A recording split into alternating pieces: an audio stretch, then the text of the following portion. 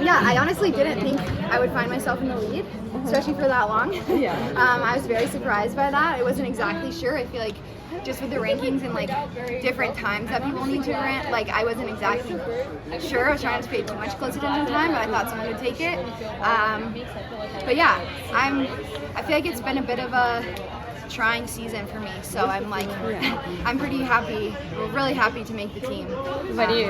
What's been trying? I feel like it's been very up and down and very like inconsistent results. Like it was really incredible to be part of Grand Slam, but I just feel like I showed up there and just was like fighting in the back to try to get like 1 point or try to get 7th place, and just felt like very out of the race and like definitely not what I wanted. Like I was very excited to run against Agnes and a lot of Kenyans and Ethiopians to get more like global experience, and I think it felt pretty defeating to feel very out of the race. And I think like I feel like Jared and I took some like big swings this year, and I think we learned a lot, which is cool, but I think I think just hard to kind of like feel like a couple different times we came up pretty short. Like we did a pretty big build in January and February to try to go after the American record in the 10, and like was 30 seconds off. And so I kind of think just little like punches like that to your confidence, and I feel like I just had to keep showing up and keep trusting that it was going to come together. I feel like we were doing a lot of good training, but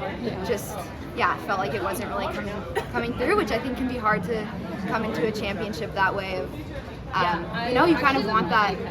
Everyone does. You want that mark before you go into a championship season to be like, this is where I'm at, and give you that confidence. And for better or worse, I feel like I'm getting really good at going into championship races like this with a lot of uncertainty. Like usually feel like a month or two before I run like 15:30 or something, I'm really far off where I want to be. But it's a good lesson for me, and like I don't know, like keep putting your head down in training, and like you still have to show up on the day, and what you did a month ago, even 10 days or a week ago, like has no bearing on what you can do today. So yeah, really proud of Emily too. Just I've known her for a long time. We've been teammates. Like she's back with my college coach, Coach Mill, and I just like she's someone that is mentored me. And I still remember like my sophomore year of college, I got my first like bone injury, got a sacral stress fracture, and she like called me, and I think I still have the voicemail on my phone from probably like 10 years ago, and she was like, you're gonna be fine. And so she's someone that I've like looked up to for a long time, and like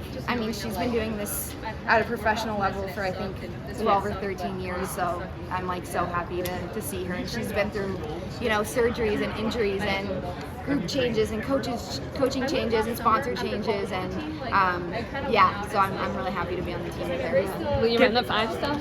Yeah. Okay. Yeah, I will. Yeah. Given the kind of tumultuous season that you feel you had, the up and down, so when you did find yourself in the lead and for a long time in the lead, what were you thinking? Like how did you change your approach in the race, or what was going through your head in those many laps? Yeah. It was a lot of time to think about it.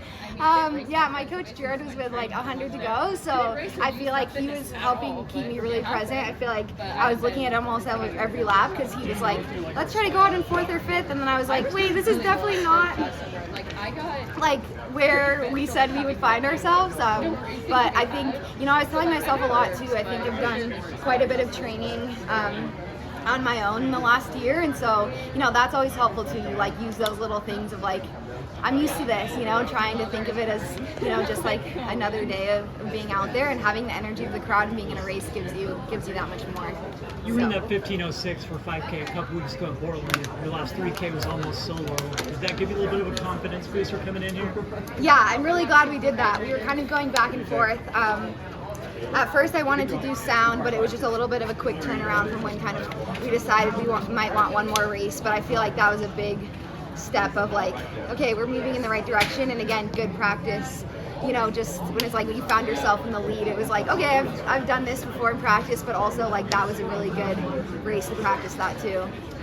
How'd you actually feel during